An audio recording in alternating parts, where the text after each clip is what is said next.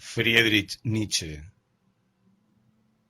Más allá del bien y del mal. 1. La voluntad de verdad, que todavía nos seducirá a correr más de un riesgo. Esa famosa veracidad de la que todos los filósofos han hablado hasta ahora con veneración. ¿Qué preguntas nos ha propuesto ya esa voluntad de verdad? Qué extrañas, perversas, problemáticas preguntas. Es una historia ya larga. ¿Y no parece, sin embargo, que apenas acaba de empezar? Puede extrañar el que nosotros acabemos haciéndonos desconfiados, perdiendo la paciencia y dándonos la vuelta impacientes. El que también nosotros, por nuestra parte, aprendamos de esa esfinge a preguntar. ¿Quién es propiamente el que aquí nos hace preguntas? ¿Qué cosa existente en nosotros es lo que aspira propiamente a la verdad? De hecho, hemos estado detenidos durante largo tiempo ante la pregunta que interroga por la causa de ese querer, hasta que hemos acabado deteniéndonos del todo ante una pregunta aún más radical. Hemos preguntado por el valor de esa voluntad, suponiendo que nosotros queramos la verdad. ¿Por qué no, más bien, la no verdad? Y la incertidumbre, y aún la ignorancia. El problema del valor de la verdad se plantó delante de nosotros. ¿O fuimos nosotros quienes nos plantamos delante del problema? ¿Quién de nosotros es aquí, Edipo? ¿Quién esfinge? Es este, a lo que parece, un lugar donde se dan cita preguntas y signos de interrogación. ¿Y se creería que a nosotros quiere parecernos, en última instancia, que el problema no ha sido planteado nunca hasta ahora, que ha sido visto, afrontado, osado por vez primera por nosotros? Pues en él hay un riesgo, y acaso no exista ninguno mayor. 2. ¿Cómo podría una cosa surgir de su antítesis? Por ejemplo, la verdad del error, o la voluntad de verdad de la voluntad de engaño, o la acción desinteresada del egoísmo, o la pura y solar contemplación del sabio de la concupiscencia. Semejante génesis es imposible. Quien con ello sueña, un necio, incluso algo peor, las cosas de valor sumo es preciso que tengan otro origen, un origen propio. No son derivables de este mundo pasajero, seductor, engañador, mezquino, de esta confusión de delirio y deseo. Antes bien, en el seno del ser, en lo no pasajero, en el Dios oculto, en la cosa en sí. Ahí es donde tiene que estar su fundamento y en ninguna otra parte. Este modo de juzgar constituye el prejuicio típico por el cual resultan reconocibles los metafísicos de todos los tiempos. Esta especie de valoraciones se encuentra en el trasfondo de todos sus procedimientos lógicos. Partiendo de este creer suyo, se esfuerzan por obtener su saber, algo que al final es bautizado solemnemente con el nombre de la verdad. La creencia básica de los metafísicos es la creencia en las antítesis de los valores. Ni siquiera a los más previsores entre ellos se les ocurrió dudar, ya aquí en el umbral, donde más necesario era hacerlo. Sin embargo, aun cuando se habían jurado de omnibus dobitantum, dudar de todas las cosas, pues, en efecto, es lícito poner en duda, en primer término, que existan en absoluto antítesis, y en segundo término, que esas populares valoraciones y antítesis de valores sobre las cuales han impreso los metafísicos su sello, sean algo más que estimaciones superficiales, sean algo más que perspectivas provisionales y además, acaso, perspectivas tomadas desde un ángulo, de abajo arriba, perspectivas de rana, por así decirlo, para tomar prestada una expresión corriente entre los pintores. Pese a todo, el valor que acaso corresponda a lo verdadero, a lo veraz o a lo desinteresado, sería posible que a la apariencia, a la voluntad de engaño, al egoísmo y a la concupiscencia hubiera que atribuirles un valor más elevado, más fundamental para toda vida. Sería incluso posible que lo que constituye el valor de aquellas cosas buenas y veneradas consistiese precisamente en el hecho de hallarse emparentadas, vinculadas, entreveradas de manera capciosa con estas cosas malas, aparentemente antitéticas, y que quizá, en ser idénticas esencialmente a ellas, quizá. Mas ¿quién quiere preocuparse de tales peligrosos quizás? Hay que aguardar para ello la llegada de un nuevo género de filósofos que tengan gustos e inclinaciones diferentes y opuestos a los tenidos hasta ahora, filósofos del peligroso quizá, en todos los sentidos de esta palabra. Y hablando con toda seriedad, yo veo surgir en el horizonte a esos nuevos filósofos. 3. Tras haber dedicado suficiente tiempo a leer a los filósofos entre líneas y a mirar en las manos, yo me digo, tenemos que contar entre las actividades instintivas la parte más grande del pensar consciente, y ello incluso en el caso del pensar filosófico. Tenemos que cambiar aquí de ideas, lo mismo que hemos cambiado de ideas en lo referente a la herencia y a lo innato. Así como el acto del nacimiento no entra en consideración para nada en el curso anterior y ulterior de la herencia, así tampoco es la consciencia, en ningún sentido decisivo, antitética de lo instintivo. La mayor parte del pensar consciente de un filósofo está guiada de modo secreto por sus instintos y es forzada por estos a discurrir por determinados carriles. También detrás de toda lógica y de su aparente soberanía de movimientos se encuentran valoraciones, o hablando con mayor claridad, exigencias fisiológicas orientadas a conservar una determinada especie de vida. Por ejemplo, que lo determinado es más valioso que lo indeterminado, la apariencia menos valiosa que la verdad. A pesar de toda su importancia regulativa para nosotros, semejantes estimaciones podrían ser, sin embargo, nada más que estimaciones superficiales, una determinada especie de niaserie, bobería, quizá necesaria precisamente para conservar seres tales como nosotros. Suponiendo, en efecto, que no sea precisamente el hombre la medida de las cosas. 4. La falsedad de un juicio no es para nosotros ya una objeción contra él. ¿Acaso sea en esto en lo que más extraño suene nuestro nuevo lenguaje?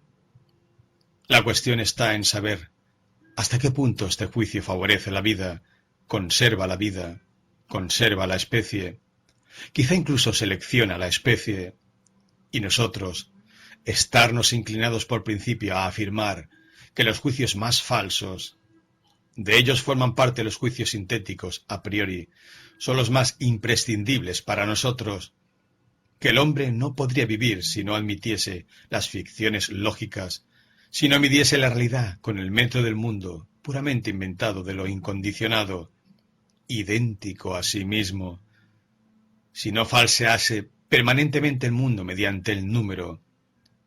Que renunciar a los juicios falsos sería renunciar a la vida, negar la vida. Admitir que la no verdad es condición de la vida.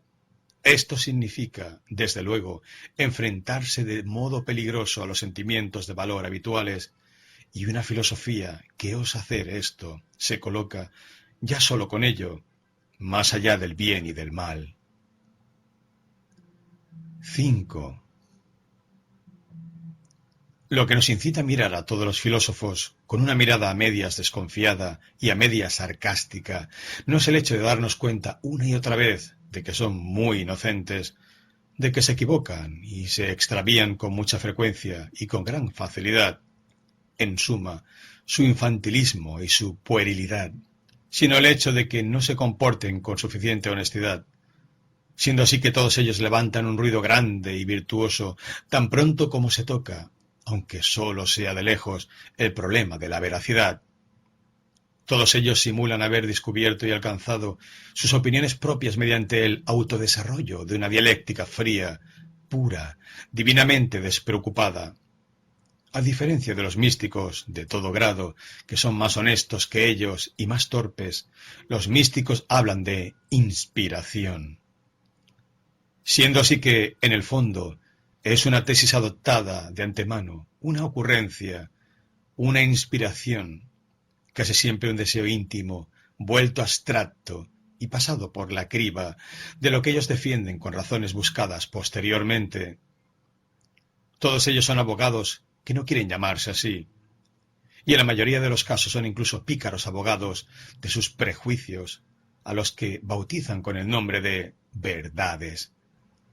Y están muy lejos de la valentía de la conciencia, que a sí misma se confiesa esto, precisamente esto, muy lejos del buen gusto de la valentía que da también a entender esto, bien para poner en guardia a un enemigo o amigo, bien por petulancia y por burlarse de sí misma. La tan tiesa como morigerada tartufería del viejo Kant, con la cual nos atrae hacia los tortuosos caminos de la dialéctica, los cuales encaminan, o más exactamente, descaminan hacia su imperativo categórico. Esa comedia nos hace sonreír a nosotros, hombres mal acostumbrados, que encontramos no parca diversión en indagar las sutiles malicias de los viejos moralistas y predicadores de moral.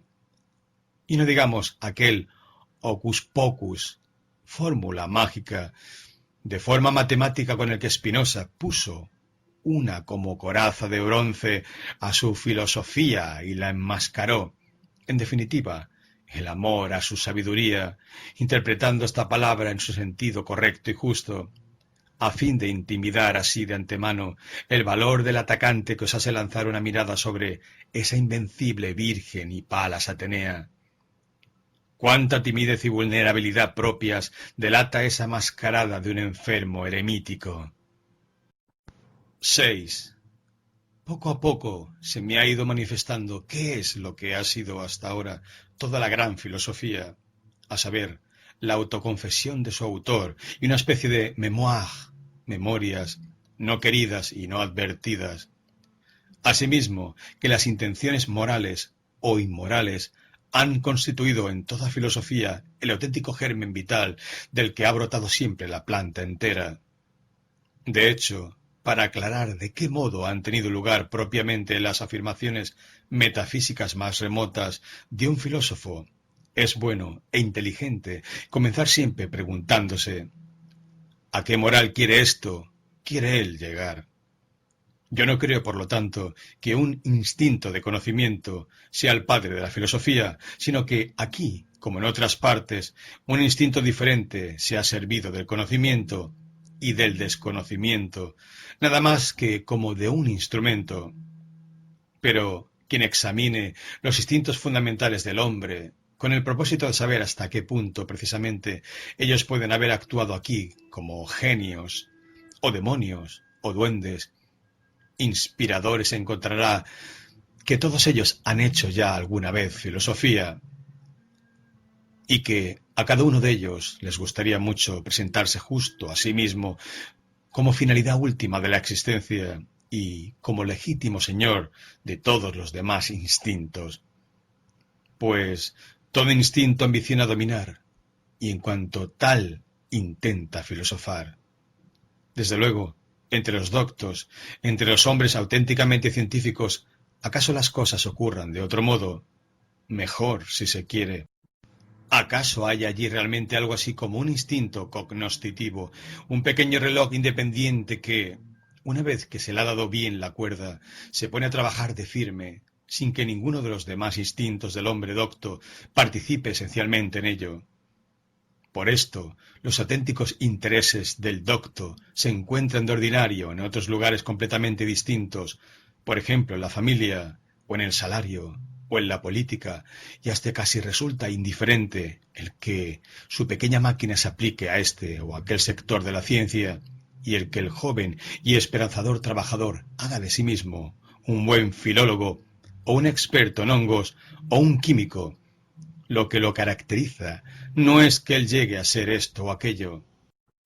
En el filósofo, por el contrario, nada, absolutamente nada es impersonal, y es, especialmente su moral, la que proporciona un decidido y decisivo testimonio de quién es él, es decir, de en qué orden jerárquico se encuentran recíprocamente situados los instintos más íntimos de su naturaleza.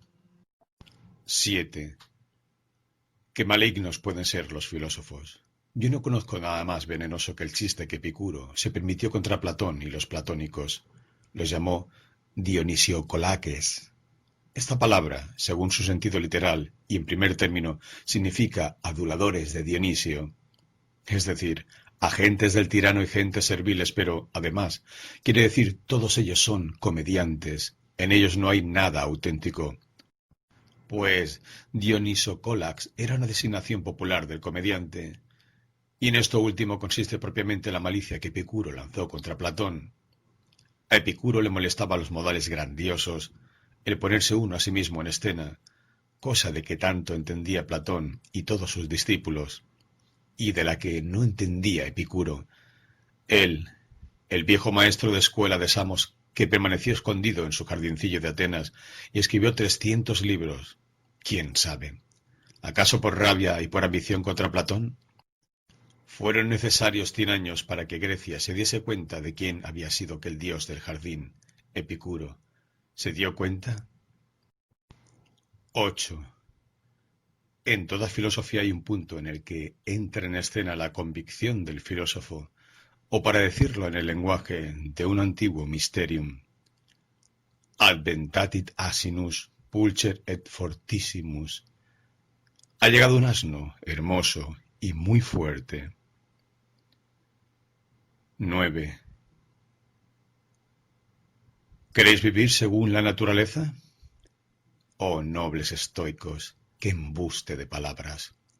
Imaginaos un ser como la naturaleza, que es derrochadora sin medida, indiferente sin medida, que carece de intenciones y miramientos, de piedad y justicia, que es feraz y estéril e incierta al mismo tiempo. Imaginaos la indiferencia misma como poder.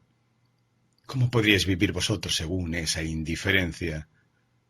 Vivir. ¿No es cabalmente un querer ser distinto de esa naturaleza? Vivir no es evaluar, preferir, ser injusto, ser limitado, querer ser diferente.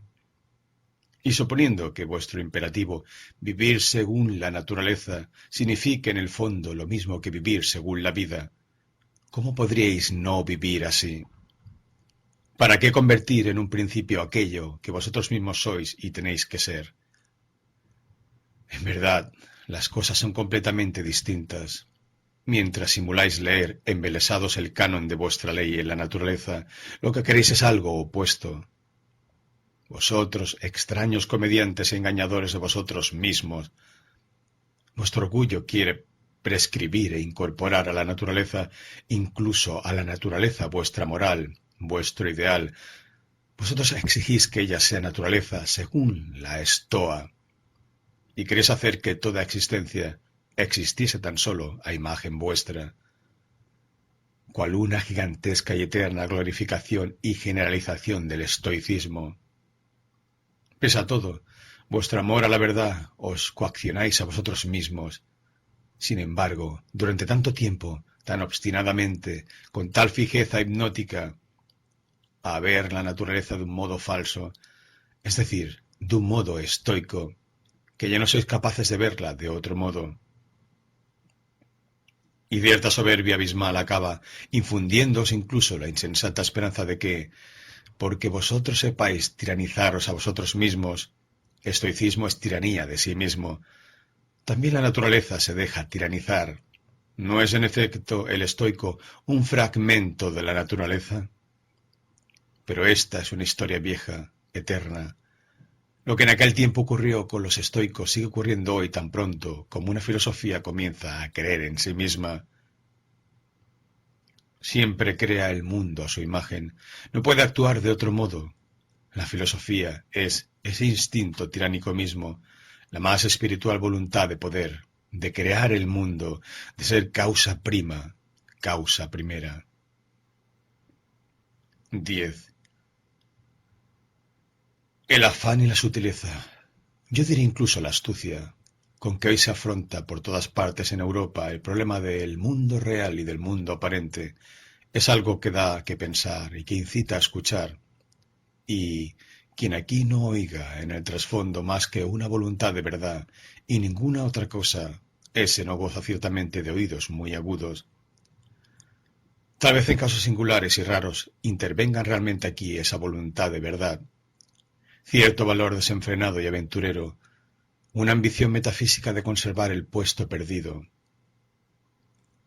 Ambición que en definitiva continúa prefiriendo siempre un puñado de certeza a toda una carrera de hermosas posibilidades. ¿Acaso existan incluso fanáticos puritanos de la conciencia que prefieren echarse a morir sobre una nada segura antes que sobre un algo incierto? Pero esto es nihilismo, e incluso de un alma desesperada, mortalmente cansada. Y ello, aunque los gestos de tal virtud puedan parecer muy valientes. En los pensadores más fuertes, más llenos de vida, todavía sedientos de vida, las cosas parecen ocurrir, sin embargo, de otro modo, al tomar partido contra la apariencia y pronunciar ya con soberbia la palabra perspectivista, al conceder a la credibilidad de su propio cuerpo tan poco aprecio como a la credibilidad de la apariencia visible, la cual dice que la tierra está quieta, y el dejar escaparse así de las manos, con buen humor al parecer, la posesión más segura, pues, ¿en qué se cree ahora con más seguridad que en el cuerpo propio?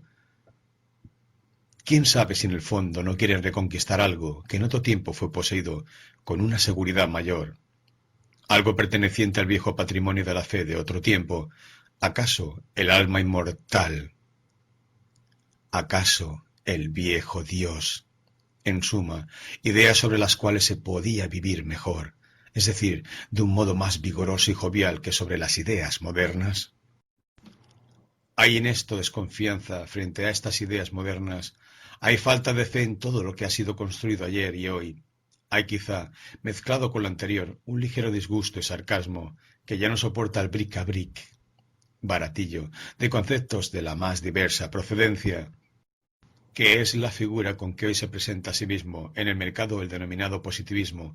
Hay una náusea propia del gusto más exigente frente a la policromía de feria y el aspecto harapiento de todos estos filosofastros de la realidad, en los cuales no hay nada nuevo y auténtico, excepto esa policromía.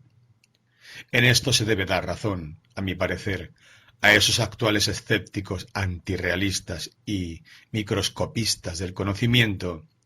Su instinto, que los lleva a alejarse de la realidad moderna, no está refutado. ¿Qué nos importan a nosotros sus retrógrados caminos tortuosos? Lo esencial en ellos no es que quieran volver atrás, sino que quieran alejarse. Un poco más de fuerza, de vuelo, de valor, de sentido artístico, y querrían ir más allá, y no hacia atrás. 11. Me parece que la gente se esfuerza ahora en todas partes por apartar la mirada del auténtico influjo que Kant ha ejercido sobre la filosofía alemana, y en particular por resbalar prudentemente sobre el valor que él se atribuyó a sí mismo. Kant estaba orgulloso, ante todo y en primer lugar, de su tabla de las categorías. Con ella en las manos dijo: «Esto es lo más difícil que jamás pudo ser emprendido con vistas a la metafísica». Entiéndase bien, sin embargo, ese pudo ser. Él estaba orgulloso de haber descubierto en el hombre una facultad nueva, la facultad de los juicios sintéticos a priori. Aun suponiendo que en esto se haya engañado a sí mismo, sin embargo, el desarrollo y el rápido florecimiento de la filosofía alemana dependen de ese orgullo y de la emulación surgida entre todos los más jóvenes por descubrir en lo posible algo más orgulloso todavía. Y, en todo caso, nuevas facultades.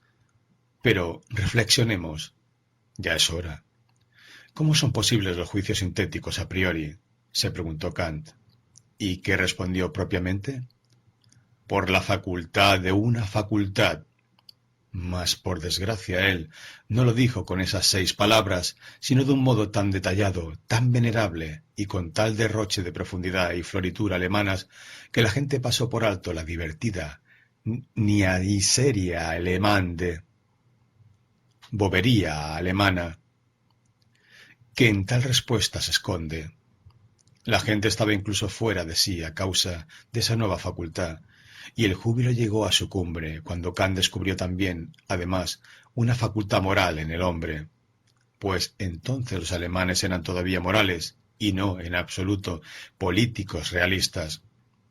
Llegó la luna de miel de la filosofía alemana. Todos los jóvenes teólogos del seminario Stift de Tubinga salieron enseguida a registrar la maleza. Todos buscaban facultades. ¿Y qué cosas encontraron? En aquella época inocente, rica, todavía juvenil del espíritu alemán, en la cual el romanticismo, hada maligna, tocaba su música, entonaba sus cantos, en aquella época en la que aún no se sabía mantener separados el encontrar y el inventar. Sobre todo, una facultad para lo suprasensible. Schelling la bautizó con el nombre de intuición intelectual y con ello satisfizo los deseos más íntimos de sus alemanes, llenos en el fondo de anhelos piadosos. A todo este petulante y entusiasta movimiento, que era juventud, por muy audazmente que se disfrace con conceptos grisáceos y seniles, la mayor injusticia que se le puede hacer es tomarlo en serio, y no digamos el tratarlo acaso con indignación moral. En suma, la gente se hizo más vieja, el sueño se disipó. Vino una época en que todo el mundo se restregaba la frente. Todavía hoy continúan haciéndolo. Se había soñado, ante todo y en primer lugar, el viejo Kant, por la facultad de una facultad, había dicho, o al menos querido decir, él. Pero, ¿es eso una respuesta? ¿Una aclaración? ¿O no es más bien tan solo una repetición de la pregunta? ¿Cómo hacer dormir el opio? Por la facultad de una facultad, a saber, por su virtus dormitiva, fuerza dormitiva, responde aquel médico en Molière. Quia est in eo virtus dormitiva, cujus est natura sensus ausaupire. Porque hay en ello una fuerza dormitiva cuya naturaleza consiste en adormecer los sentidos. Pero tales respuestas tienen su lugar en la comedia, y por fin ya es hora de sustituir la pregunta kantiana ¿cómo son posibles los juicios sintéticos a priori? Por una pregunta distinta. ¿Por qué es necesaria la creencia en tales juicios? Es decir, ya es hora de comprender que, para la finalidad de conservar seres de nuestra especie, hay que creer que tales juicios son verdaderos, por lo cual, naturalmente, podrían ser incluso juicios falsos. O dicho de modo más claro y más rudo y más radical, los juicios sintéticos a priori no deberían ser posibles en absoluto. Nosotros no tenemos ningún derecho a ellos. En nuestra boca son nada más que juicios falsos, solo que, de todos modos, la creencia en su verdad es necesaria, como una creencia superficial y una apariencia visible pertenecientes a la óptica perspectivista de la vida. Para volver a referirnos por última vez a la gigantesca influencia que la filosofía alemana se comprende, como espero, su derecho a las comillas, ha tenido en toda Europa.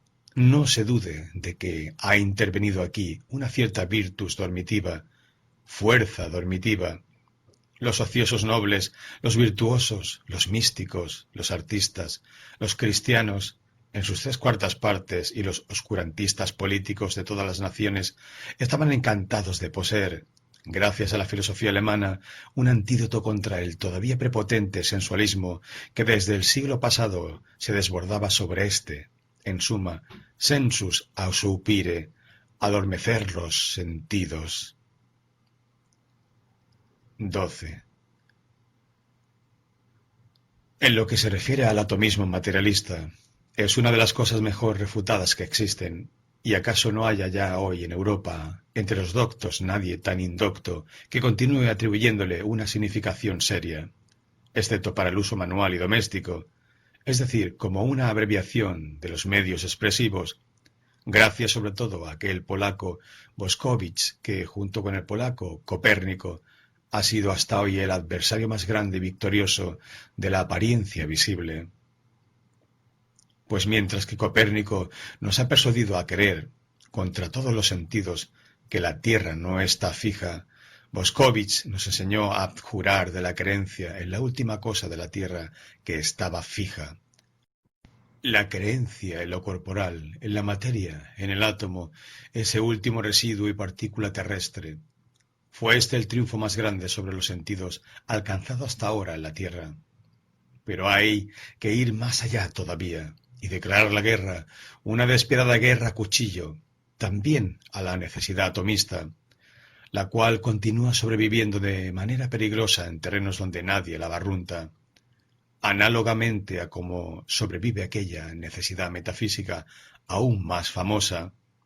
En primer término hay que acabar también con aquel otro y más funesto atomismo, que es el que mejor y más prolongadamente ha enseñado el cristianismo, el atomismo psíquico. Permítaseme designar con esta expresión aquella creencia que concibe el alma como algo indestructible, eterno, indivisible, como una mónada, como un átomo. Esa creencia debemos expulsarla de la ciencia.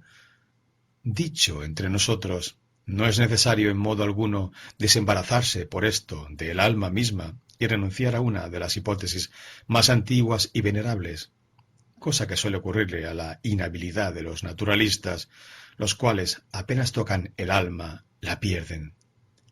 Pero está abierto el camino que lleva a nuevas formulaciones y refinamientos de la hipótesis del alma, y conceptos tales como alma mortal y alma como pluralidad del sujeto y alma como estructura social, Gesellschaftsbau, de los instintos y afectos, desean tener de ahora en adelante derecho de ciudadanía en la ciencia. El nuevo psicólogo, al poner fin a la superstición que hasta ahora proliferaba con una frondosidad casi tropical en torno a la noción de alma, se ha desterrado a sí mismo, desde luego, por así decirlo, a un nuevo desierto y a una nueva desconfianza. Es posible que los psicólogos antiguos viviesen de modo más cómodo y divertido, pero, en definitiva, aquel se sabe condenado, cabalmente por esto, también a inventar, y quién sabe, acaso, a encontrar. 13. Los fisiólogos deberían pensárselo bien antes de afirmar que el instinto de autoconservación es el instinto cardinal de un ser orgánico. Algo vivo quiere, antes que nada, dar libre curso a su fuerza. La vida misma es voluntad de poder. La autoconservación es tan solo una de las consecuencias indirectas y más frecuentes de esto. En suma, aquí, como en todas partes, cuidado con los principios teológicos superfluos. Como es del instinto de autoconservación, lo debemos a la inconsecuencia de Spinoza. Así lo ordena, en efecto, el método, el cual tiene que ser esencialmente economía de principios. 14. ¿Acaso sean 5 o 6 las cabezas en las cuales va abriéndose paso ahora la idea de que también la física no es más que una interpretación y un amaño del mundo? Según nosotros, dicho sea con permiso, y no una explicación del mundo, pero en la medida en que la física se apoya sobre la fe en los sentidos, se la considera como algo más, y durante largo tiempo todavía tendrá que ser considerada como algo más, a saber, como explicación. Tiene a su favor los ojos y los dedos, tiene a su favor la apariencia visible y la palpable. Esto ejerce un influjo fascinante, persuasivo, convincente, sobre una época cuyo gusto básico es plebeyo. Semejante época seguía instintivamente, en efecto, por el canon de verdad del sensualismo eternamente popular. ¿Qué es claro? ¿Qué está aclarado? solo aquello que se deja ver y tocar. Hasta ese punto hay que llevar cualquier problema. A la inversa, justo en su oposición a la evidencia de los sentidos residía el encanto del modo platónico de pensar, que era un modo aristocrático de pensar. ¿Acaso entre hombres que disfrutaban incluso de sentidos más fuertes y más exigentes que los que poseen nuestros contemporáneos, pero que sabían encontrar un triunfo más alto en permanecer dueños de esos sentidos, y esto por medio de pálidas, frías, grises redes conceptuales que ellos lanzaban sobre el multicolor torbellino de los sentidos, la plebe de los sentidos, como decía Platón? En esta victoria sobre el mundo y en esta interpretación del mundo a la manera de Platón había una especie de goce distinto del que nos ofrecen los físicos de hoy. Y asimismo los darwinistas y los antiteleólogos entre los trabajadores de la fisiología, con su principio de la fuerza mínima y de la estupidez máxima. Ahí donde el hombre no tiene ya nada que ver y agarrar, tampoco tiene nada que buscar. Este es, desde luego, un imperativo distinto del platónico, un imperativo que, sin embargo, acaso sea cabalmente el apropiado para una estirpe ruda y trabajadora de maquinistas y de constructores de puentes del futuro, los cuales no tienen que realizar más que trabajos groseros. 15. Para cultivar la fisiología con buena conciencia, hay que sostener que los órganos de los sentidos no son fenómenos en el sentido de la filosofía idealista. En cuanto tales, no podrían ser en efecto causas. Por lo tanto, hay que aceptar el sensualismo, al menos como hipótesis regulativa, por no decir como principio heurístico. ¿Cómo? ¿Y otros llegan a decir que el mundo exterior sería obra de nuestros órganos? Pero entonces nuestro cuerpo, puesto que es un fragmento de ese mundo exterior, sería obra de nuestros órganos. Pero entonces nuestros órganos mismos serían obra de nuestros órganos. Esta es, a mi parecer, una reductio ad absurdum, reducción al absurdo radical, suponiendo que el concepto de causa sui, causa de sí mismo, sea algo radicalmente absurdo. En consecuencia, el mundo externo no es obra de nuestros órganos. 16. Sigue habiendo cándidos observadores de sí mismos que creen que existen certezas inmediatas. Por ejemplo, yo pienso, o y esta fue la superstición de Schopenhauer, yo quiero, como si aquí, por así decirlo, el conocer lograse captar su objeto de manera pura y desnuda, en cuanto cosa en sí, y ni por parte del sujeto ni por parte del objeto tuviese lugar ningún falseamiento, pero que certeza inmediata y también conocimiento absoluto y cosa en sí encierran una contradictio in adjecto, contradicción en el adjetivo. Eso yo lo repetiré 100 veces. Deberíamos liberarnos por fin de la seducción de las palabras, aunque el pueblo crea que conocer es un conocer hasta el final. El filósofo tiene que decirse: cuando yo analizo el proceso expresado en la proposición yo pienso, obtengo una serie de aseveraciones temerarias cuya fundamentación resulta difícil y tal vez imposible. Por ejemplo, que yo soy quien piensa, que tiene que existir en absoluto algo que piensa, que pensar es una actividad y el efecto causado por un ser que es pensado como causa, que existe un yo. Y finalmente, que está establecido qué es lo que hay que designar con la palabra pensar, que yo sé qué es pensar. Pues, si yo no hubiera tomado ya dentro de mí una decisión sobre esto, ¿de acuerdo con qué apreciaría yo que lo que acaba de ocurrir no es tal vez querer o sentir? En suma, ese yo pienso presupone que yo compare mi estado actual con otros estados que ya conozco en mí, para de ese modo establecer lo que de tal modo es, en razón de ese recurso a un saber diferente. Tal estado no tiene para mí en todo caso una certeza inmediata. En lugar de aquella certeza inmediata en la que, dado el caso, puede creer el pueblo, El filósofo encuentra así entre sus manos una serie de cuestiones de metafísica, auténticas cuestiones de conciencia del intelecto que dicen así: ¿de dónde saco yo el concepto pensar? ¿Por qué creo en la causa y en el efecto? ¿Qué me da a mí derecho a hablar de un yo e incluso de un yo como causa? Y, en fin, incluso de un yo causa de pensamientos.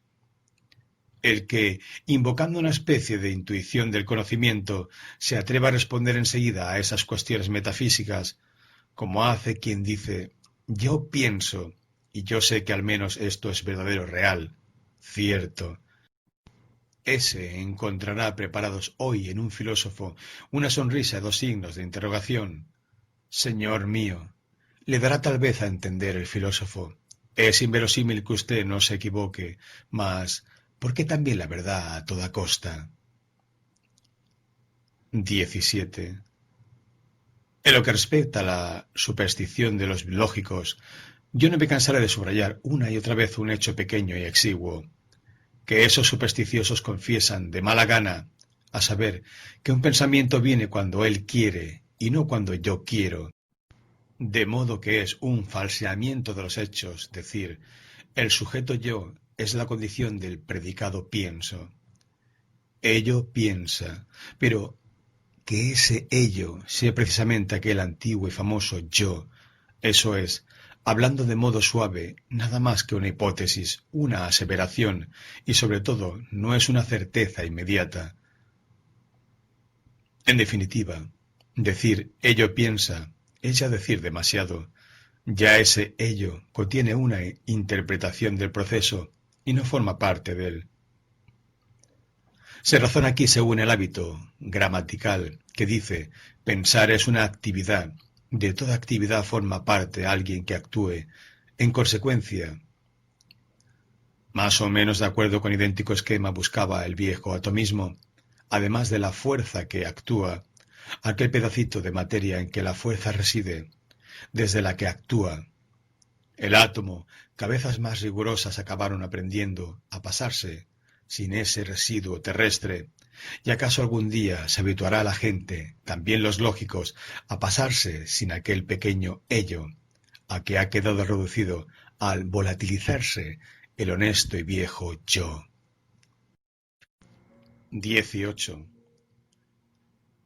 No es ciertamente el atractivo menor de una teoría el que resulte refutable. Justo por ello atrae a las cabezas más sutiles. Parece que la 100 veces refutada teoría de la voluntad libre debe su perduración tan solo a ese atractivo. Una y otra vez llega alguien y se siente lo bastante fuerte para refutarla. 19. Los filósofos suelen hablar de la voluntad como si ésta fuera la cosa más conocida del mundo. Y Schopenhauer dio a entender que la voluntad era la única cosa que nos era propiamente conocida, conocida del todo y por entero, conocida sin sustracción ni añadidura. Pero a mí continúa pareciéndome que, también en este caso, Schopenhauer no hizo más que lo que suelen hacer justo los filósofos. Tomó un prejuicio popular y lo exageró. A mí la abolición me parece ante todo algo complicado, algo que sólo, como palabra, forma una unidad, y justo en la unidad verbal se esconde el prejuicio popular que se ha adueñado de la siempre exigua cautela de los filósofos. Seamos, pues, más cautos, seamos afilosóficos. Digamos, en toda abolición hay, en primer término, una pluralidad de sentimientos, a saber, el sentimiento del estado de que nos alejamos, el sentimiento del estado a que tendemos, el sentimiento de esos mismos alejarse y tender, y además un sentimiento muscular concomitante que, por una especie de hábito, entra en juego tan pronto como realizamos una abolición, aunque no pongamos en movimiento brazos y piernas. Y así, como hemos de admitir que el sentir, y desde luego un sentir múltiple, es un ingrediente de la voluntad, así debemos admitir también, en segundo término, el pensar. En todo acto de voluntad hay un pensamiento que manda, y no se crea que es posible separar ese pensamiento de la volición, como si entonces ya solo quedase voluntad. En tercer término, la voluntad no es sólo un complejo de sentir y pensar, sino sobre todo, además, un afecto. Y desde luego, el mencionado afecto del mando.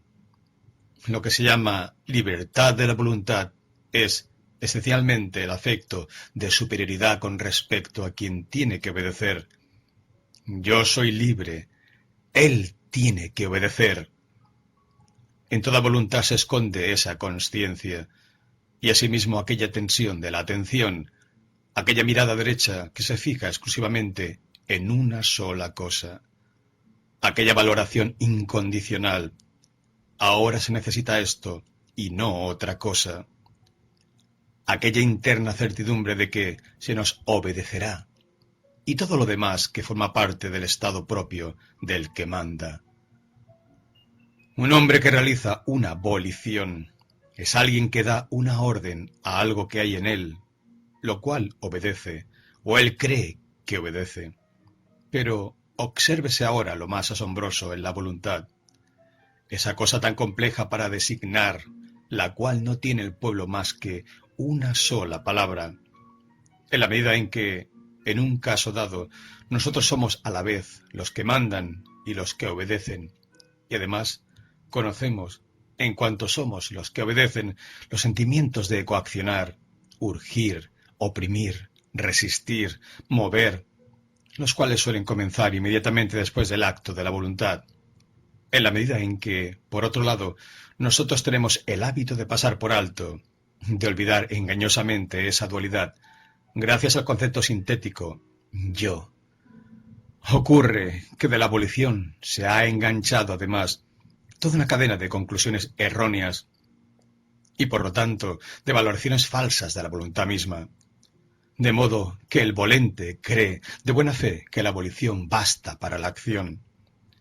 Dado que la mayoría de los casos hemos realizado una abolición únicamente cuando resultaba lícito aguardar también el afecto del mandato, es decir, la obediencia, es decir, la acción, ocurre que la apariencia se ha traducido en el sentimiento de que existe una necesidad del afecto. En suma, el volente cree, con un elevado grado de seguridad, que voluntad y acción son de algún modo una sola cosa. Atribuye el buen resultado, la ejecución de la abolición, a la voluntad misma, y con ello disfruta de un aumento de aquel sentimiento de poder que todo buen resultado lleva consigo. Libertad de la voluntad.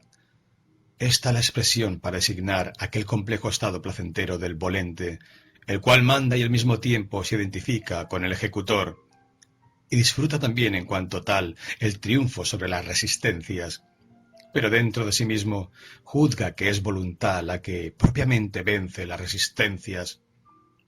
A su sentimiento placentero del ser, el que manda, añade así el volente los sentimientos placenteros de los instrumentos que ejecutan, que tiene éxito, de las serviciales subvoluntades o subalmas.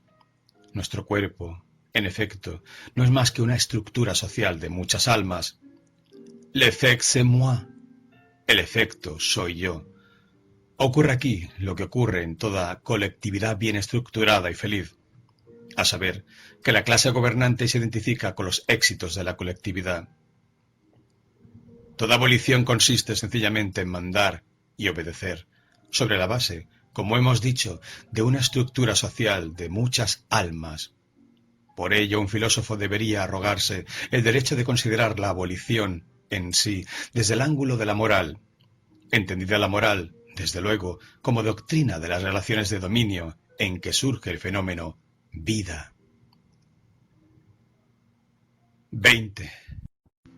Que los diversos conceptos filosóficos no son algo arbitrario, algo que se desarrolle de por sí, sino que crecen en relación y parentesco mutuos, que, aunque en apariencia se presenten de manera súbita y caprichosa la historia del pensar, forman parte, sin embargo, de un sistema, como lo forman todos los miembros de la fauna de una parte de la Tierra.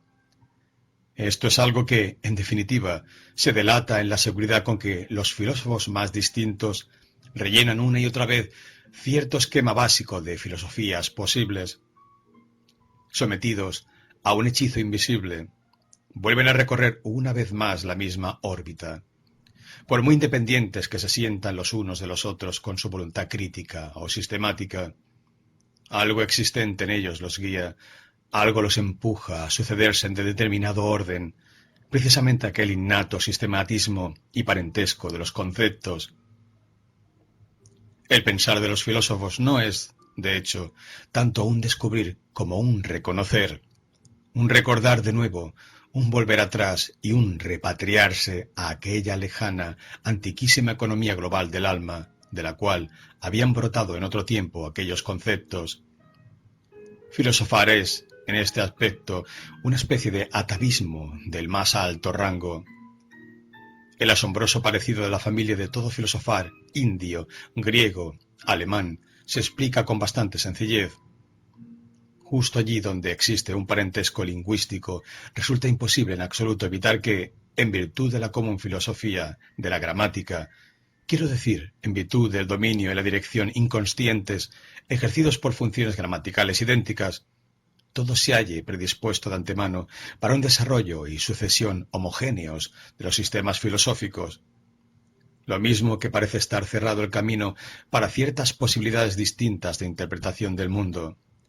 Los filósofos del área lingüística uralo-altaica, en la cual el concepto de sujeto es el peor desarrollado, mirarán con gran probabilidad el mundo de manera diferente que los indogermanos o musulmanes y los encontraremos en sendas distintas a las de estos. El hechizo de determinadas funciones gramaticales es, en definitiva, el hechizo de juicios de valor fisiológicos y de condiciones raciales. Todo esto para refutar la superficialidad de Locke en lo referente a la procedencia de las ideas. 21. La causa sui, causa de sí mismo, es la mejor autocontradicción excogitada hasta ahora. Una especie de violación y acto contra natura lógicos, pero el desenfrenado orgullo del hombre le ha llevado a enredarse de manera profunda y horrible justo en ese sinsentido. La aspiración a la libertad de la voluntad, entendida en aquel sentido metafísico y superlativo, que por desgracia continúa dominando en las cabezas de los semi-instruidos, la aspiración a cargar uno mismo con la responsabilidad total y última de sus acciones y a descargar de ella a Dios, al mundo, a los antepasados, al azar, a la sociedad, equivale en efecto nada menos que a ser precisamente aquella causa sui, causa de sí mismo, y a sacarse a sí mismo de la ciénaga de la nada y a salir a la existencia a base de tirarse de los cabellos con una temeridad aún mayor que la de Munchausen.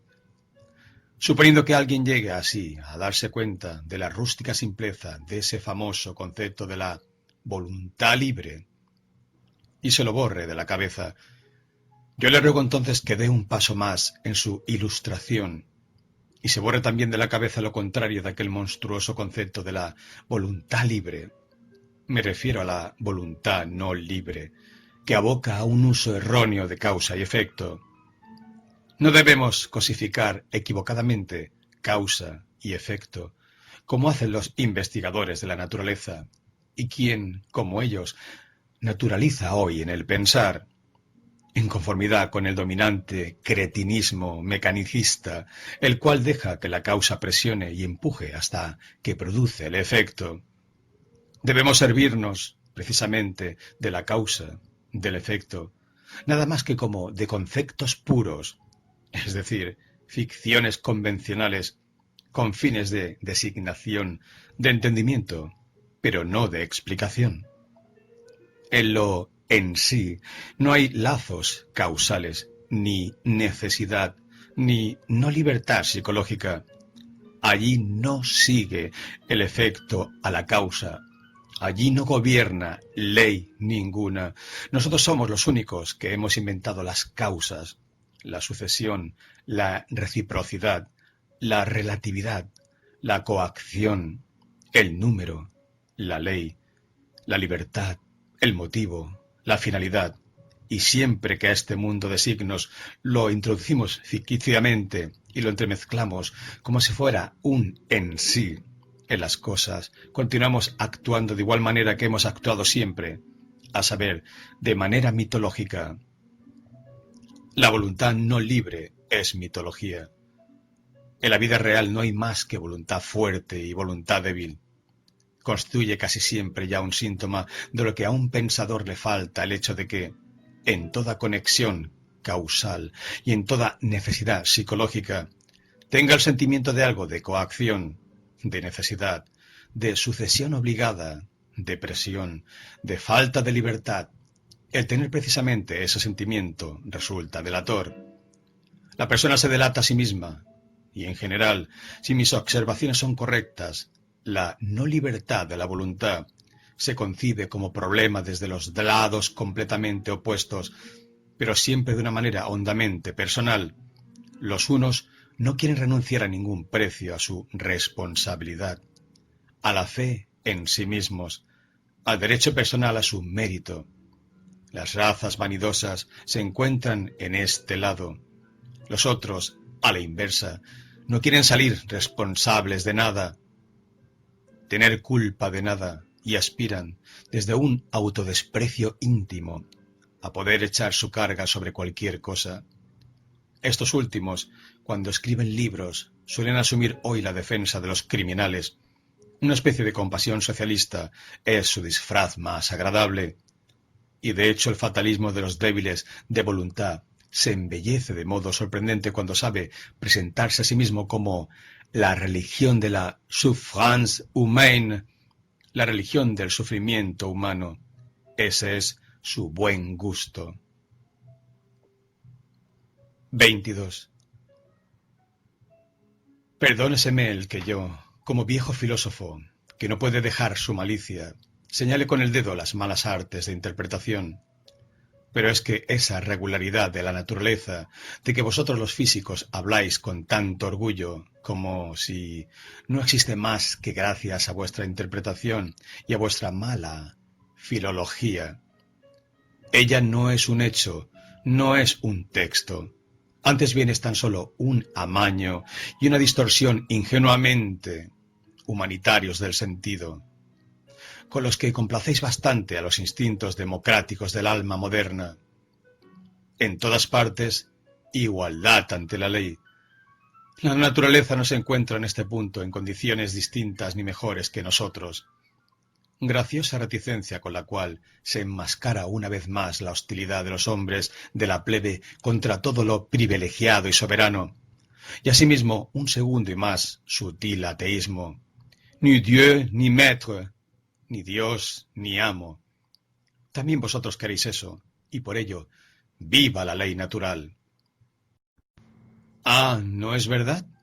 Pero, como hemos dicho, esto es interpretación, no texto, y podía venir alguien que con una intención y un arte interpretativo antitéticos supiese sacar de la lectura de esa misma naturaleza y en relación a los mismos fenómenos cabalmente el triunfo tiránico, despiadado e inexorable de pretensiones de poder.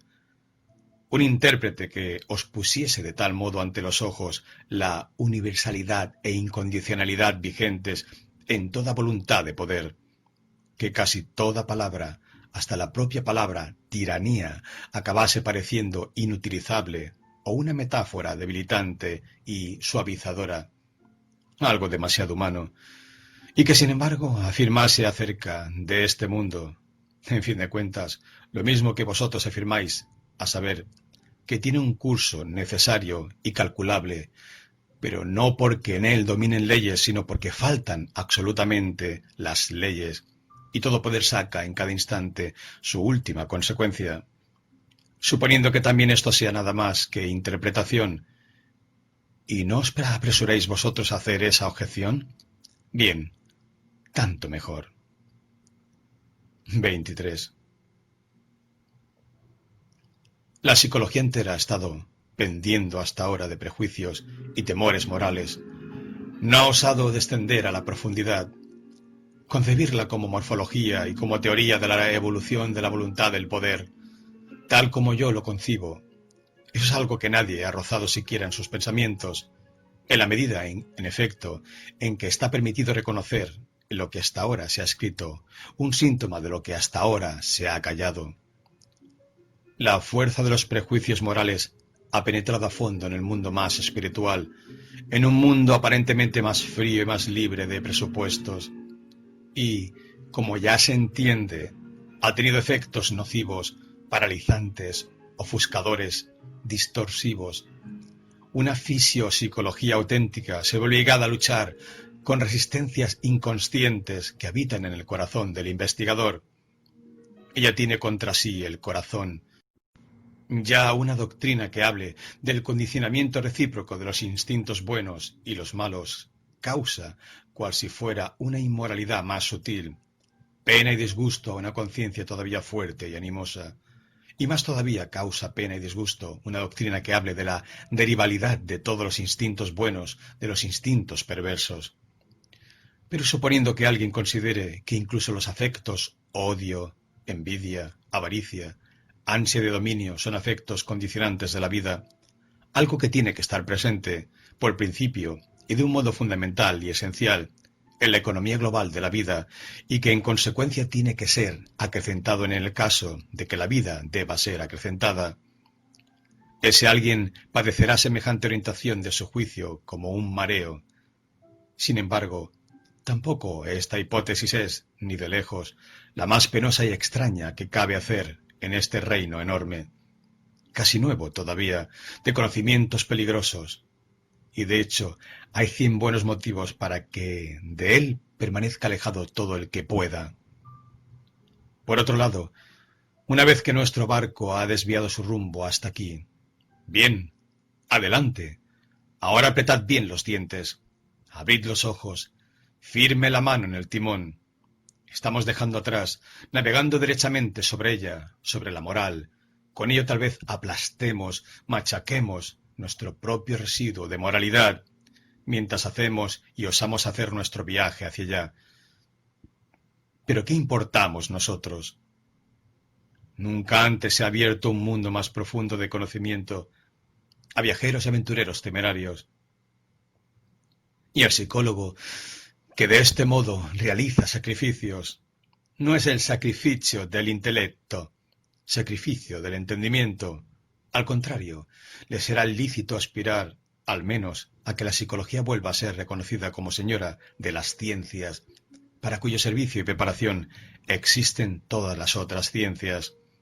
Pues a partir de ahora vuelve a ser la psicología el camino que conduce a los problemas fundamentales. Sección segunda. El espíritu libre. 24.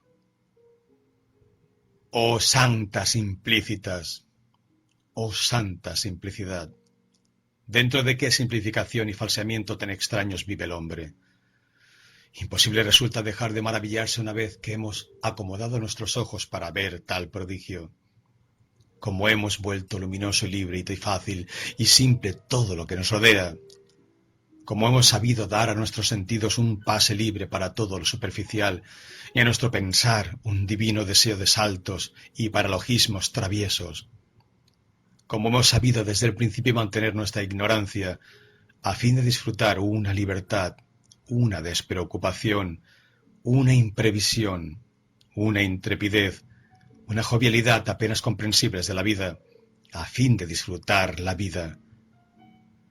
A la ciencia, hasta ahora, le ha sido lícito levantarse únicamente sobre este fundamento de ignorancia, que ahora ya es firme y granítico.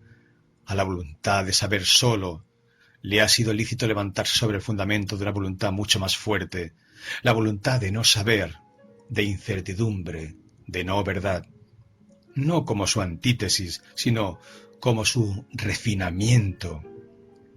Aunque el lenguaje, aquí, como en otras partes, sea incapaz de ir más allá de su propia torpeza y continúe hablando de antítesis allí donde únicamente existen grados y una compleja sutileza de gradaciones, aunque, asimismo, la inveterada tartufería de la moral que ahora forma parte, de modo insuperable, de nuestra carne y sangre, distorsione las palabras en la boca de nosotros mismos, los que sabemos. Sin embargo, acá y allá nos damos cuenta y nos reímos del hecho de que la mejor ciencia sea precisamente la que más quiere retenernos dentro de este mundo simplificado, completamente artificial, fingido, falseado, porque ella ama, queriéndolo sin quererlo, el error, porque ella, la viviente, ama la vida. 25. Después de tan jovial preámbulo, no quisiera que no se oyese una palabra seria. Se dirige a los más serios. Tened cuidado, vosotros los filósofos y amigos del conocimiento, y guardaos el martirio, de sufrir por amor a la verdad, incluso de defenderos a vosotros mismos. Corrompe toda la inocencia y toda la sutil neutralidad de vuestra conciencia, os vuelve testarudos en enfrentaros a objeciones y trapos rojos, os entontece, os animaliza, os convierte en toros el hecho de que vosotros, al luchar con el peligro, la difamación, la sospecha, la repulsa y otras consecuencias aún más toscas de la enemistad, tengáis que acabar presentándoos como defensores de la verdad en la tierra, como si la verdad fuese una persona tan indefensa y torpe que necesitase defensores. Y precisamente vosotros, caballeros de la tristísima figura, señores míos mozos de esquina y tejedores de telarañas del espíritu, en última instancia, bien sabéis que no debe importar nada el hecho de que seáis precisamente vosotros quienes tengáis razón. Y asimismo sabéis que hasta ahora ningún filósofo ha tenido todavía razón, y que sin duda hay una veracidad más laudable en cada uno de los pequeños signos de interrogación que colocáis detrás de vuestras palabras favoritas y de vuestras doctrinas preferidas, y en ocasiones detrás de vosotros mismos, que en todos los solemnes gestos y argumentos invencibles presentados ante los acusadores y los tribunales, es preferible que os retiréis, huid a lo oculto, y tened vuestra máscara y sutileza para que os confundan con otros, u os teman un poco, y no me olvidéis el jardín con verjas de oro, y tened a vuestro alrededor hombres que sean como un jardín, o como música sobre aguas, a la hora del atardecer, cuando ya el día se convierte en recuerdo. Elegid la soledad buena, la soledad libre, traviesa y ligera, la cual os otorga también el derecho a continuar siendo buenos en algún sentido. Qué venenosos, qué arteros, qué malos hace a los hombres toda guerra prolongada que no se puede llevar a cabo utilizando abiertamente la fuerza. Qué personales hace a los hombres un temor prolongado, un tener fijos los ojos largo tiempo en enemigos, en posible enemigos, estos expulsados de la sociedad, estos perseguidos durante mucho tiempo, hostigados de manera perversa, también los eremitas a la fuerza, los Spinoza o los Giordano Bruno, acaban siempre convirtiéndose, aunque sea bajo la mascarada más espiritual, y tal vez sin que ellos mismos lo sepan, en refinados rencorosos y envenenadores. Exhúmese alguna vez el fundamento de la ética y de la teología de Spinoza, para no hablar de esa majadería que es la indignación moral, la cual, en un filósofo, es el signo infalible de que ha perdido el humor filosófico. El martirio del filósofo, su sacrificarse por la verdad, saca a la luz por fuerza la parte de agitador y de comediante que se hallaba escondida dentro de él. Y suponiendo que hasta ahora sólo se haya contemplado al filósofo con una curiosidad artística, puede resultar ciertamente comprensible, con respecto a más de uno de ellos, el peligroso deseo de verlo también alguna vez en su degeneración, degenerado en mártir, en vocinglero del escenario y de la tribuna. Solo que quien abrigue ese deseo tiene que saber con claridad qué es lo que, en todo caso, logrará venir aquí.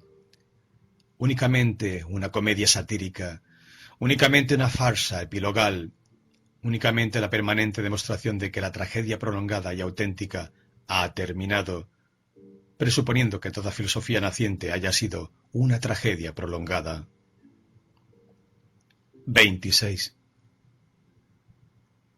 Todo hombre selecto aspira instintivamente a tener un castillo y un escondite propios donde quedar redimido de la multitud, de los muchos, de la mayoría, donde tener derecho a olvidar, puesto que él es una excepción de ella, la regla hombre, a excepción únicamente del caso en que un instinto aún más fuerte lo empuje derechamente hacia esa regla, como hombre de conocimiento en el sentido grande y excepcional de la expresión, quien en el trato con los hombres no aparezca revestido, según las ocasiones, con todos los cambiantes colores de la necesidad, quien no se ponga verde y gris de náusea, de fastidio, de compasión, de melancolía, de aislamiento, ese no es ciertamente un hombre de gusto superior. Mas suponiendo que no cargue voluntariamente con todo ese peso y displacer, que lo esquive constantemente, y como hemos dicho, permanezca escondido, silencioso y orgulloso en su castillo, entonces una cosa es cierta. No está hecho, no está predestinado para el conocimiento, pues si lo estuviera, algún día tendría que decirse que el diablo se lleve mi buen gusto.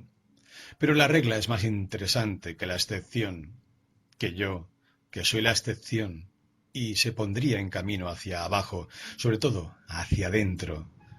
El estudio del hombre medio, un estudio prolongado, serio, y para esta finalidad mucho disfraz, mucha superación de sí mismo, mucha familiaridad, mucha mala compañía. Toda compañía es mala, excepto la de nuestros iguales. Esto constituye una parte necesaria de la biografía de todo filósofo, tal vez la parte más desagradable, la más maloliente, la más abundante en desilusiones. Mas, si el filósofo tiene suerte, cual corresponde a un favorito del conocimiento, encontrará auténticos abreviadores y facilitadores de su tarea. Me refiero a los llamados cínicos, es decir, a aquellos que reconocen sencillamente en sí el animal, la vulgaridad, la regla, y al hacerlo tienen todavía el grado necesario de espiritualidad y prurito como para tener que hablar sobre sí y sobre sus iguales ante testigos. A veces se revuelcan, incluso en libros, como en su propio excremento. El cinismo es la única forma en que las almas vulgares rozan lo que es honestidad, y el hombre superior tiene que abrir los oídos siempre que tropiece con un cinismo bastante grosero y sutil, y felicitarse todas las veces que, justo delante de él, alcen su voz el bufón carente de pudor o el sátiro científico. Se dan incluso casos en que a la náusea se mezcla la fascinación, a saber, allí donde, por un capricho de la naturaleza, el genio va ligado a uno de esos machos cabríos y monos indiscretos, como ocurren en el Abate Galiani, el hombre más profundo, más perspicaz y tal vez también el más sucio de su siglo. Era mucho más profundo que Voltaire y, en consecuencia, también bastante menos locuaz. Con mayor frecuencia ocurre, como ya se ha insinuado, que la cabeza científica está asentada sobre un cuerpo de mono y un sutil entendimiento de excepción sobre un alma vulgar. Entre médicos y fisiólogos de la moral, sobre todo, un caso nada raro. Y allí donde, sin amargura, sino más bien despreocupadamente, hable alguien del hombre como de un vientre con dos necesidades y una cabeza con una sola, en todos los sitios donde alguien no vea, busque ni quiera ver nunca más que hambre, apetito sexual y vanidad, como si estos fuesen los auténticos y únicos resortes de las acciones humanas. En suma, allí donde se hable mal, slets, y no sólo perversamente slim, del hombre, el amante del conocimiento debe escuchar sutilmente y diligentemente, debe tener sus oídos en todos aquellos lugares en que se hable sin indignación, pues el hombre indignado y todo aquel que con sus propios dientes se despedaza y desgarra a sí mismo, o en sustitución de sí mismo al mundo o a Dios o a la sociedad, ese quizás sea superior, según el cálculo de la moral, al sátiro reidor y autosatisfecho, pero en todos los demás sentidos es el caso más habitual, más indiferente, menos instructivo, y nadie miente tanto como el indignado. 27. Es difícil ser comprendido. en especial si uno piensa y vive Gangas Rotogati, al ritmo del Ganges, entre hombres que piensan y viven de otro modo, a saber, Kurmagati, al ritmo de la tortuga, o en el mejor de los casos, Mandeikagati, según el modo de caminar de la rana. ¿Acabo de hacer todo lo posible para que resulte difícil comprenderme también a mí? Y debemos estar cordialmente reconocidos por la buena voluntad de poner cierta sutileza en la interpretación.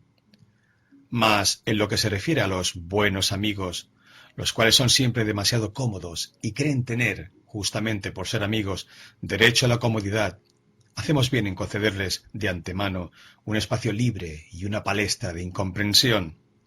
Así tenemos algo más de qué reír, o en eliminarlos del todo a esos buenos amigos y también reír.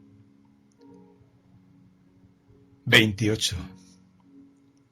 Lo que peor se deja traducir de una lengua a otra es el tempo, ritmo de su estilo, el cual tiene su fundamento en el carácter de la raza, o hablando fisiológicamente, en el tempo medio de su metabolismo. Hay traducciones hechas honestamente que casi son falsificaciones, pues constituyen vulgarizamientos involuntarios del original. Y ello simplemente porque no se supo traducir el tempo valiente y alegre de éste, el tempo que salta por encima de todo lo que de peligroso hay en cosas y palabras y ayuda a dejarlo de lado. El alemán es casi incapaz de usar el presto, rápido, en su lengua. Por lo tanto, es lícito inferir legítimamente, también es incapaz de muchas de las más divertidas y temerarias nuances, matices, del pensamiento libre, propio de espíritus libres. Así como el bufo, bufón y el sátiro son ajenos a su cuerpo y a su conciencia, así Aristófanes y Petronio le resultan intraducibles. Todo lo serio, pesado, solemnemente torpe, todos los géneros fastidiosos y aburridos del estilo están desarrollados entre los alemanes con abundantísima multiformidad. Perdóneseme que diga, pues, es un hecho que ni siquiera la prosa de Goethe, con su mezcolanza de tiesura y gracia, constituye una excepción, ya que es reflejo de los buenos tiempos antiguos, de los cuales forma parte, y expresión del gusto alemán en la época en que todavía existía un gusto alemán, el cual era un gusto rococó in moribus et artibus, en las costumbres y en las artes. Lessing es una excepción, gracias a su naturaleza de comediante, que entendía muchas cosas y era entendido en multitud de ellas. Él, que no en vano fue el traductor de Bayle, y que gustaba de refugiarse en la cercanía de Diderot y Voltaire, y aún más entre los autores de la comedia romana, también en el tempo, ritmo, amaba Lessing el libre pensamiento, la huida de Alemania. Mas, ¿cómo sería capaz la lengua alemana de imitar, ni siquiera en la prosa de un Lessing, el tempo de Maquiavelo, quien en su Príncipe nos hace respirar el aire seco y fino de Florencia, y no puede evitar el exponer el asunto más serio en un alegrísimo impetuoso? ¿Acaso no sin un malicioso sentimiento de artista por la antítesis que osaba llevar a cabo? Los pensamientos eran largos, pesados, duros, peligrosos, y el tempo, de galope y de óptimo y traviesísimo humor. ¿A quién, en fin, le sería lícito atreverse a realizar una traducción alemana de Petronio, el cual ha sido, más que cualquier gran músico hasta ahora, el maestro del presto, por sus invenciones, ocurrencias, palabras? ¿Qué importan, a fin de cuentas, todas las ciénagas del mundo enfermo, perverso, incluso del mundo antiguo, cuando se tiene, como él, los pies, el soplo y el aliento, la liberadora burla de un viento que pone sanas todas las cosas, haciéndolas correr? Y, en lo que se refiere a Aristófanes, aquel espíritu transfigurador, complementario, en razón del cual se le perdona a Grecia entera el haber existido, suponiendo que hayamos comprendido a fondo qué es todo lo que en ella precisa de perdón, de transfiguración, no sabría yo indicar cosa alguna que me haya hecho soñar más sobre el secreto de Platón y su naturaleza de esfinge que este petit fait, pequeño hecho, afortunadamente conservado, que entre las almohadas de su lecho de muerte no se encontró ninguna Biblia, nada egipcio, pitagórico, platónico, sino Aristófanes. ¿Cómo habría soportado incluso un Platón la vida, una vida griega a la que dijo no, sin un Aristófanes? 29. Es cosa de muy poco ser independiente. Es un privilegio de los fuertes. Y quien intenta serlo sin tener necesidad, aunque tenga todo derecho a ello, demuestra que, probablemente, es no solo fuerte, sino temerario hasta el exceso. Se introduce en un laberinto, multiplica por 1000 los peligros que ya la vida comporta en sí. De estos no es el menor, el que nadie vea con sus ojos cómo y en dónde él mismo se extravía, se aísla y es despedazado trozo a trozo por un minotauro cualquiera de las cavernas de la conciencia.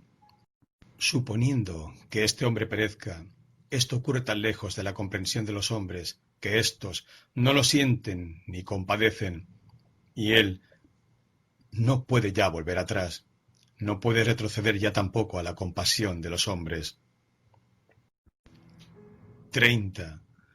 Nuestras intelecciones supremas parecen necesariamente, y deben parecer, tonterías y en determinadas circunstancias crímenes cuando llegan indebidamente a oídos de quienes no están hechos ni predestinados para ellas.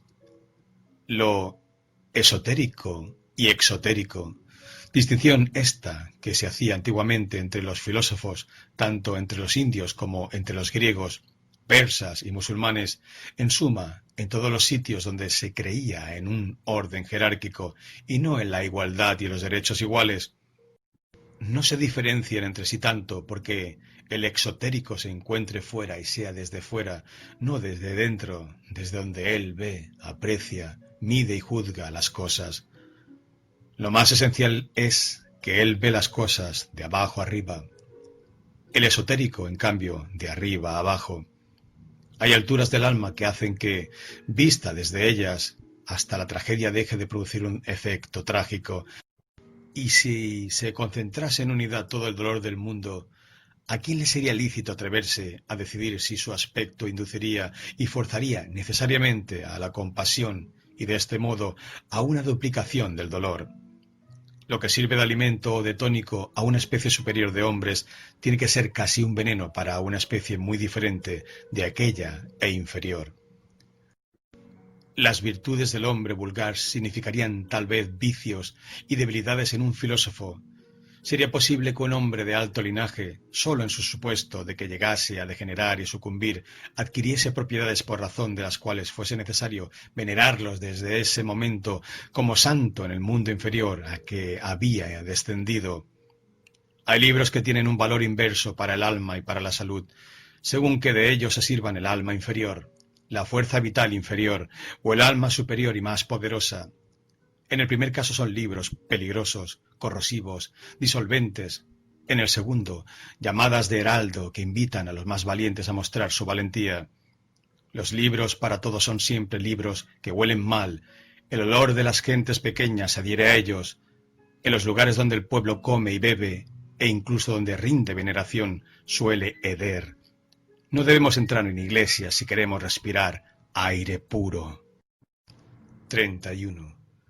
En nuestros años jóvenes veneramos y despreciamos, careciendo aún de aquel arte de la nuance, matiz, que constituye el mejor beneficio de la vida.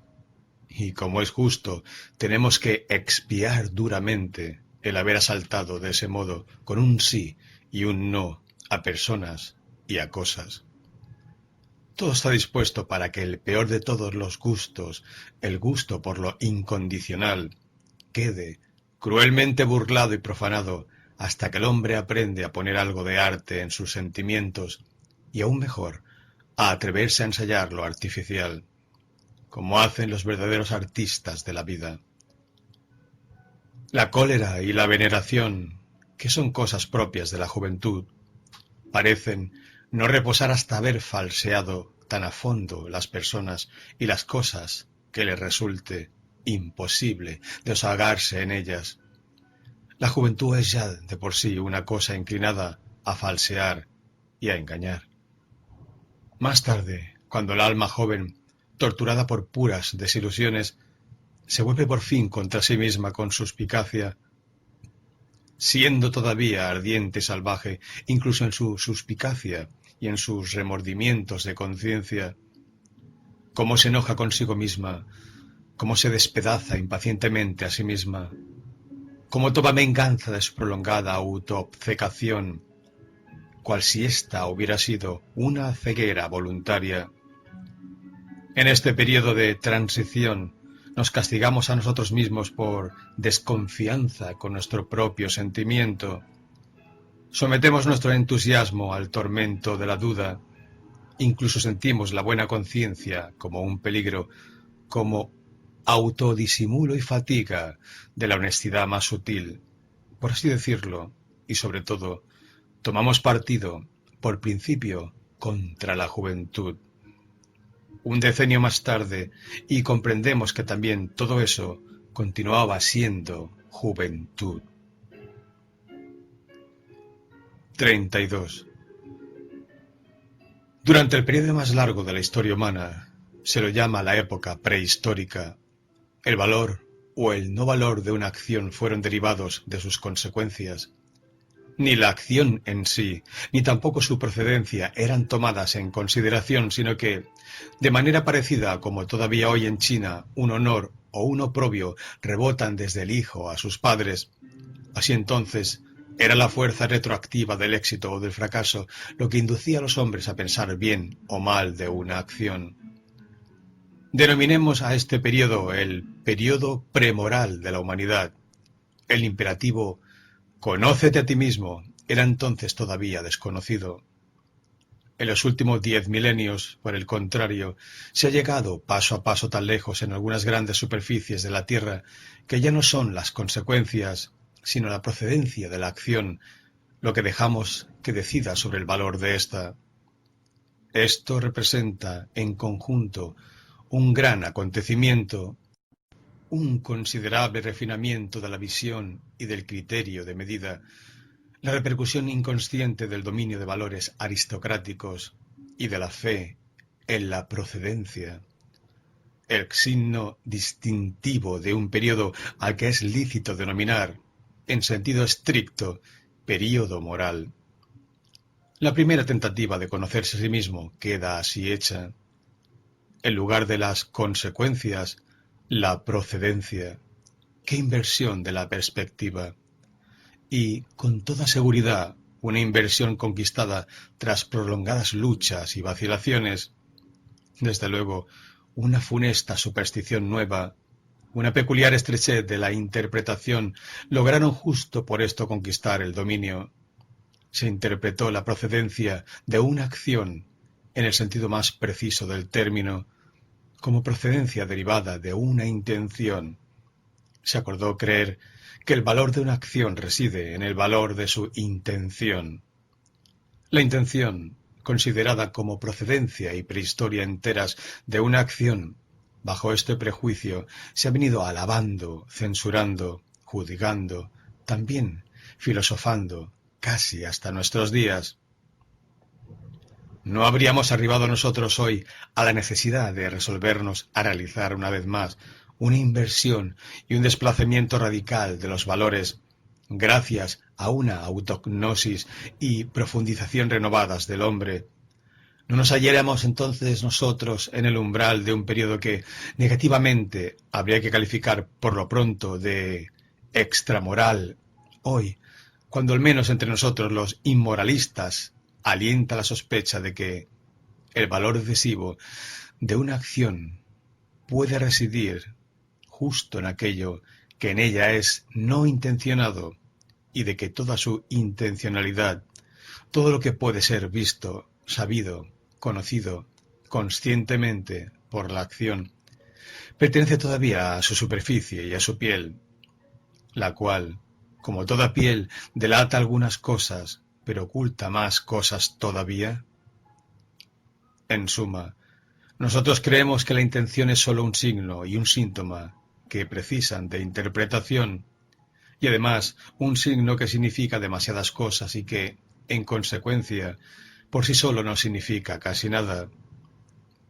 Creemos que la moral, en el sentido que ha tenido hasta ahora, es decir, la moral de las intenciones, ha sido un prejuicio, una precipitación, una provisionalidad acaso, una cosa de rango parecido al de la astrología y la alquimia, pero en todo caso algo que tiene que ser superado.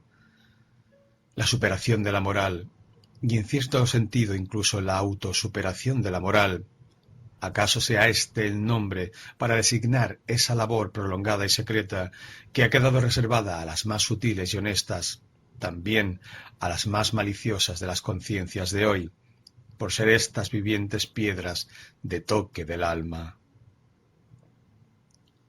33. No queda remedio. Es necesario exigir cuentas y someter a juicio despiadadamente a los sentimientos de abnegación, de sacrificio por el prójimo, a la entera moral de la renuncia a sí, y hacer lo mismo con la estética de la contemplación desinteresada, bajo la cual un arte castrado intenta crearse hoy, de manera bastante seductora, una buena conciencia. Hay demasiado encanto y azúcar en esos sentimientos de por los otros, de no por mí, como para que no fuera necesario volvernos aquí doblemente desconfiados y preguntar, ¿no se trata quizá de seducciones? El hecho de que esos sentimientos agraden a quien los tiene y a quien saborea sus frutos, también al mero espectador, no constituye aún un argumento a favor de ellos, sino que incita cabalmente a la cautela. Seamos, pues, cautos. 34. Cualquiera que sea la posición filosófica que adoptemos hoy, mirando desde cualquier lugar la erroneidad del mundo en que creemos vivir, es lo más seguro y firme de todo aquello de que nuestros ojos pueden todavía adueñarse. A favor de esto encontramos razones y más razones que querrían inducirnos a conjeturar que existe un principio engañador en la esencia de las cosas. Mas quien hace responsable a nuestro pensar mismo, es decir, al espíritu de la falsedad del mundo, honorable escapatoria a que recurre todo consciente o inconsciente, advocatus Dei, abogado de Dios, quien considera que este mundo, así como el espacio, el tiempo, la figura, el movimiento, son inferencias falsas, ese tendría al menos un buen motivo para aprender por fin a desconfiar de todo pensar. ¿No nos habría venido jugando el pensar hasta ahora la peor pasada de todas? ¿Y qué garantía habría de que no continuará haciendo lo que siempre ha hecho? Con toda sociedad, la inocencia de los pensadores tiene algo que resulta conmovedor y que inspira respeto, y esa inocencia les permite continuar encarándose aún hoy a la consciencia con el ruego de que les dé respuestas honestas. Por ejemplo, si ella, la consciencia, es real, y porque en realidad está tan decidida a no saber nada del mundo exterior, y otras preguntas del mismo género. La creencia en certezas inmediatas es una ingenuidad moral que nos honra a nosotros los filósofos, pero nosotros no debemos ser hombres solo morales. Prescindiendo de la moral, esa creencia es una estupidez que nos honra poco. Aunque en la vida burguesa se considere que la desconfianza siempre a punto es signo de mal carácter y en consecuencia una falta de inteligencia, aquí, entre nosotros, más allá del mundo burgués y de su sí y su no, ¿qué nos impediría ser poco inteligentes y decir el filósofo tiene derecho al mal carácter, pues es el ser que hasta ahora ha sido más burlado siempre en la tierra? El filósofo tiene hoy el deber de desconfiar, de mirar maliciosamente de reojo desde todos los abismos de la sospecha. Perdóneseme la broma de esta caricatura y este giro sombríos, pues precisamente yo mismo he aprendido hace ya mucho tiempo, a pesar de otro modo, a juzgar de otro modo sobre el engañar y el ser engañado, y tengo preparados al menos un par de empellones para la ciega rabia con que los filósofos se resisten a ser engañados. ¿Por qué no? Que la verdad sea más valiosa que la apariencia, eso no es más que un prejuicio moral. Es incluso la hipótesis peor demostrada que hay en el mundo. Confesémonos al menos una cosa. No existiría vida alguna a no ser sobre la base de apreciaciones y de apariencias perspectivistas. Y si alguien, movido por la virtuosa exaltación y majadería de más de un filósofo, quisiera eliminar del todo el mundo aparente, entonces, suponiendo que vosotros pudierais hacerlo, tampoco quedaría ya nada de vuestra verdad. Sí, ¿qué es lo que nos fuerza a suponer que existe una antítesis esencial entre verdadero y falso? No basta con suponer grados de apariencia y, por así decirlo, sombras y tonos generales más claros y más oscuros de la apariencia, valores diferentes, para decirlo en el lenguaje de los pintores. Porque el mundo que nos concierne en algo no iba a ser una ficción. Y a quien aquí pregunte, ¿es que la ficción no forma parte de un autor? ¿No sería lícito responderle francamente por qué? ¿Acaso ese no forma parte de la ficción? ¿Es que no está permitido ser ya un poco irónico con el sujeto, así como con el predicado y el complemento? ¿No le sería lícito al filósofo elevarse por encima de la credulidad en la gramática? Todo nuestro respeto por las gobernantas, mas ¿no sería hora de que la filosofía apostatase de la fe en las gobernantas? 35. Oh Voltaire, oh humanitarismo, oh imbecilidad. La verdad, la búsqueda de la verdad son cosas difíciles, y si el hombre se comporta aquí de un modo demasiado humano, il ne cherche le vrai que pour faire de bien. No busca la verdad más que para hacer el bien, apuesto a que no encuentra nada. 36. Suponiendo que lo único que esté dado realmente sea nuestro mundo de apetitos y pasiones, suponiendo que nosotros no podamos descender o ascender a ninguna otra realidad más que justo a la realidad de nuestros instintos, pues pensar es tan solo un relacionarse esos instintos entre sí. No está permitido realizar el intento y hacer la pregunta de si eso dado no basta para comprender también, partiendo de lo idéntico a ello, el denominado mundo mecánico o material. Quiero decir, concebir este mundo no como una ilusión, una apariencia, una representación, en el sentido de Berkeley y Schopenhauer, sino como algo dotado de idéntico grado de realidad que el poseído por nuestros afectos, como una forma más tosca del mundo de los afectos, en la cual está aún englobado en una poderosa unidad todo aquello de que luego, en el proceso orgánico, se ramifica y se configura, y también, como es obvio, se atenúa y debilita, como una especie de vida instintiva en la que todas las funciones orgánicas, la autorregulación, la asimilación, la alimentación, la secreción, el metabolismo, permanecen aún sintéticamente ligadas entre sí como una forma previa de la vida? En última instancia, no sólo porque esté permitido hacer ese intento, es que, visto desde la conciencia del método, está mandado. No aceptar varias especies de casualidad mientras no se haya llevado hasta su límite extremo, hasta el absurdo, dicho sea con permiso, el intento de bastarnos con una sola. He ahí una moral del método a la que hoy no es lícito sustraerse. Es algo que se sigue de su definición, como diría un matemático. En último término, la cuestión consiste en si nosotros reconocemos que la voluntad es realmente algo que actúa, en si nosotros creemos en la casualidad de la voluntad, si lo creemos, y en el fondo la creencia en esto es más cabalmente nuestra creencia en la casualidad misma.